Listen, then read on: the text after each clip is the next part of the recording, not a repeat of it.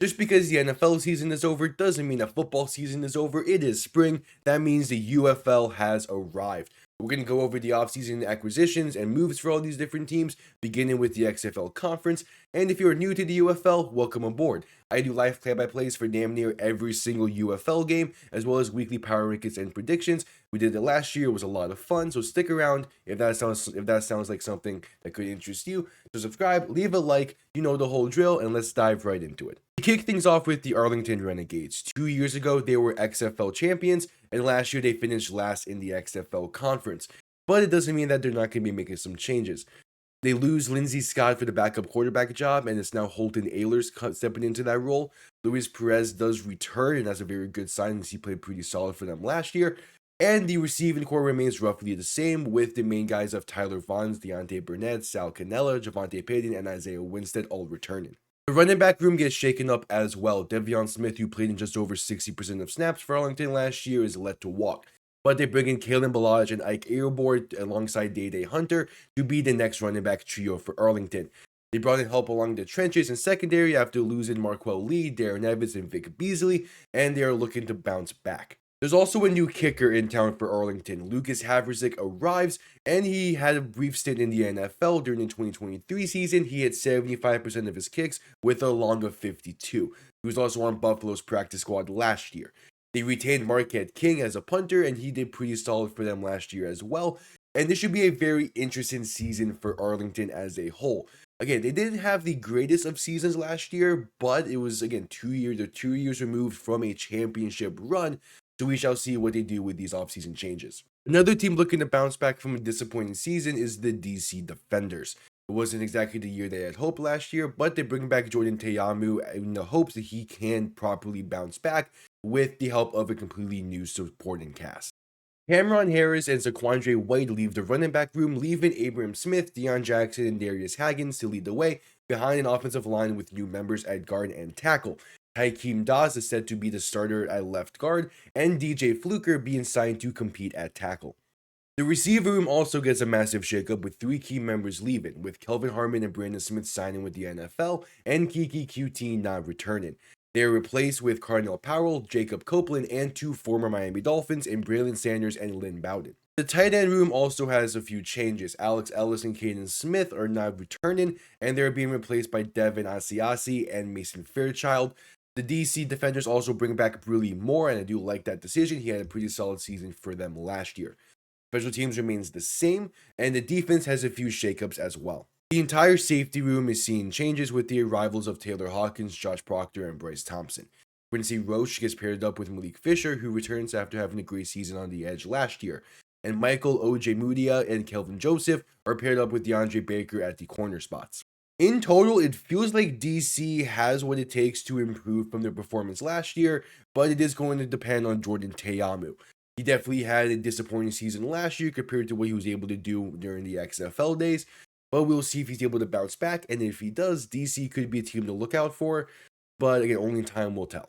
The UFL running up San Antonio Brahmas is next, and after they put up a stinker on offense, they're making some changes to this offense, especially at the quarterback position. Chase Garbers and Quinton Dormady are not being brought back, and instead are being replaced by Kellen Mond and Jared Guarantano. They keep the heart of the running back room intact with Anthony McFarland and John Levitt returning, plus the addition of Jay Sean Corbin to that room. Same goes for the core of the pass catchers. Jontre Kirkland, Marquez Stevenson, and Alice Mack all return, plus the additions of Racy McMath, Greg Ward, Matthew Sexton, and Jacob Harris. Jacob Harris was brought in due to the retirement of Cody Latimer for the tight end position, so that's good. That's some pretty big shoes to fill. Greedy Williams added on to an already great defense from last year to replace Bryce Thompson, alongside a brand new safety room with AJ Hendy and Scott Nelson being replaced by Henry Black and Jalen Elliott. They're also bringing in a new long snapper to pair with returning punter Brad Wing and returning kicker Donald DeLahaye, aka Destroy It. And Destroy is going to be an interesting story this year. He returns from a neck injury that he suffered in week 2 last year, before he was even able to attempt a field goal in the UFL. So he gets his chance this year to see if he can prove himself as a kicker in a professional level. Really, my thing with San Antonio is just that. Can their special teams live up to what the UFL has shown? And can their offense actually step up when they need to most, unlike last year? I think they definitely could run it back as XFL Conference champions just because of how good that defense can be. But can the offense and the special teams step up? We'll have to see. And last but definitely not least, the St. Louis Battlehawks. They fell short in the XFL Conference Championship game last year, and they're shaking up the quarterback room because of it. Longtime quarterback AJ McCarron is not going to be returning, and instead they bring in Max Duggan to compete for the QB1 job with Chavan Cordero and Manny Wilkins. The running back room does leave some questions with the departures of Mateo Durant and Wayne Gallman, but they do return Jacob Sailors, which is a very nice piece to have come back. Paired out with Akeem Butler, Joshua Pearson, and Jake Sutherland all returning and being paired with newcomers and Denzel Mims, Andy Isabella, and Chase Allen means that St. Louis should still have a very solid passing game. Defense sees some shakeups, with Isaiah Mack replacing Kobe Smith on the D-line, Nick Whiteside and Nathan Medores replacing Laverne Hill and Tim Harris, but they do have the return of Mike Rose and Peter Tomo-Panu, which is great for that defense. St. Louis does lose Andre Schmidt, however, as a kicker, but they do replace him with Rodrigo Blankenship, who gets his second chance after stints with Indianapolis, Arizona, and Tampa Bay. It's some pretty big shoes to fill for Blankenship, with Schmidt having his name in NFL discussions after what he did last season. Overall, St. Louis is looking to become the top dog in the XFL Conference. Will they, won't they? Only time will tell, however, but I do like what they have going for them. To close this out, I'll do a quick little conference prediction. I'm going to say that St. Louis is at the top, followed by San Antonio, then Arlington, then DC.